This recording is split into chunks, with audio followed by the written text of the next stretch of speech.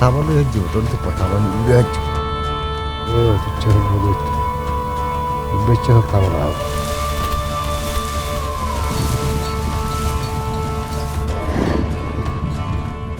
Филмот се уште се снима. Ќе се снима наредниве 2 години, сигурно.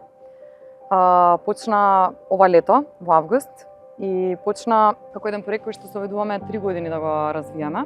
Бидејќи се случи војната во Русија и имаше санкции, па не можевме никако да стигнеме до финансии, едноставно не веруваа луѓе да инвестираат во тој проект.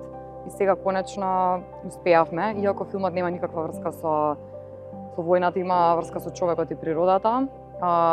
Локацијата е всушност последната точка на север на планетава на која што има човечка цивилизација. Местото се вика Саскюла и од тоа место кое што е последно на мапата, нагоре се оди уште 5 часа со брод, со моторен чамец и се стига до тундрата каде што живеат тоа племето на долгани со кое што работевме годинава. Филмот е за конфликтот кој што се случува во едно племе на Сибир.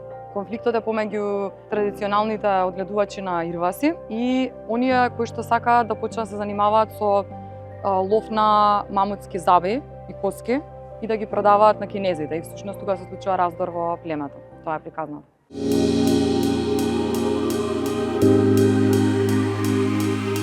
Приказнава всушност како настана и како јас дојдов до незе.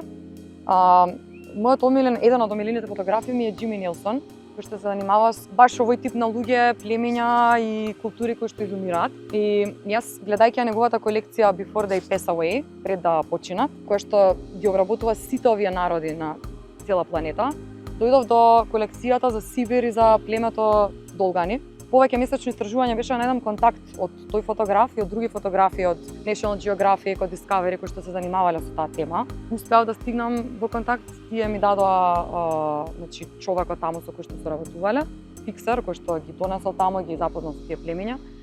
И убавината на целото тоа беше што ликовите од фотографиите на Џими Нилсон се всушност истите ликови со кои што ние работиме сега. И тоа беше за мене стварно фасцинантно, бидејќи фотографиите за мене личеа недостижни едноставно и да работам сега со тие ликови ми е вистински предизвик.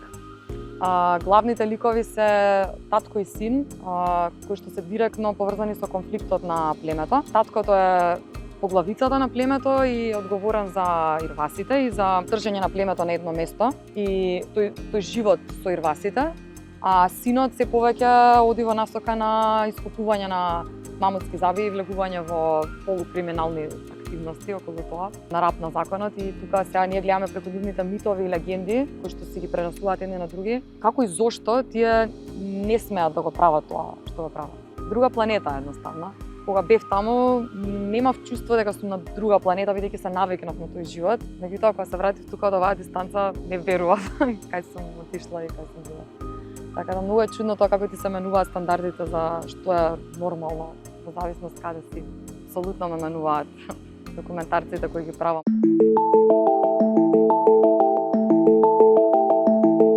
Па за мене е токму тој момент на наоѓање на визуелен јазик, како се долови една тема и наоѓање на правата емоција која што ќе допре до огромен број на луѓе. Тоа е магијата. Со следното сценарио се надевам дека ќе биде во Македонија и дека тоа ќе биде мојот прв игран филм.